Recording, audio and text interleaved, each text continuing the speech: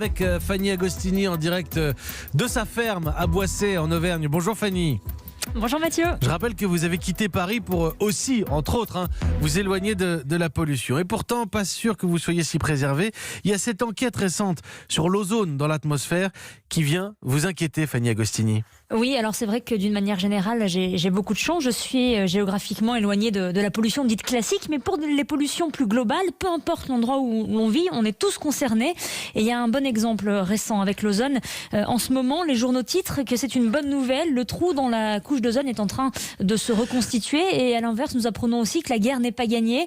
Je voulais remettre un peu les choses dans le contexte parce qu'on fait souvent la confusion avec la couche d'ozone. C'est bien ce trou béant qui s'était ouvert dans les années 80 à la suite de l'usage massif des gaz CFC, les chlorofluorocarbures, qui étaient utilisés dans nos frigos ancienne génération notamment, et qui ont été interdits par le protocole de Montréal en 1987, ce qui a permis d'enrayer le carnage, car oui, c'est un vrai carnage, Mathieu, détruire la couche d'ozone signifierait supprimer le filtre protecteur entre nous et les rayons ultraviolets, avec pour conséquence forcément un cancer de la peau pour tout le monde, même en se tartinant de crème solaire. Oui, mais là, pardonnez-moi, mais on revient en arrière. Moi, j'avais le sentiment qu'avec la ratification de ce protocole de 1987, c'était une bonne nouvelle, que la courbe des émissions d'ozone était inversée.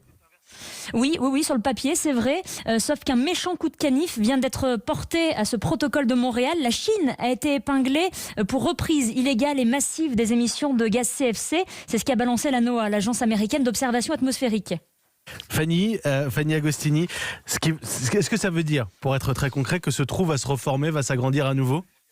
Dans le meilleur des cas, Mathieu, cela va ralentir le processus de colmatage, ça c'est sûr. Et les chercheurs, ils estiment qu'il y a 7000 tonnes par an de CFC qui sont de manière illégale mis dans l'atmosphère par les usines chinoises, sachant que ces CFC ont une durée de vie allant de 50 à 100 ans.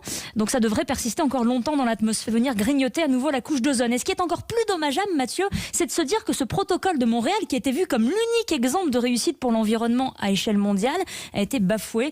Voilà qui montre encore une fois toute la difficulté de faire respecter des accords internationaux quand il s'agit de l'intérêt général, de l'intérêt de l'humanité. Et vous avez raison de le souligner, Fanny Agostini, parce que ce protocole de Montréal, on ne le connaît pas tous, mais la question du trou dans la couche d'ozone, ça, on l'a bien en tête. Et on a souvent utilisé cet exemple pour montrer que la COP, par exemple, était utile, que les accords de Paris pouvaient changer la donne. Et là, si on voit que ça ne marche plus, même sur l'ozone, où on pensait que c'était derrière nous, c'est assez inquiétant. Merci, Fanny Agostini.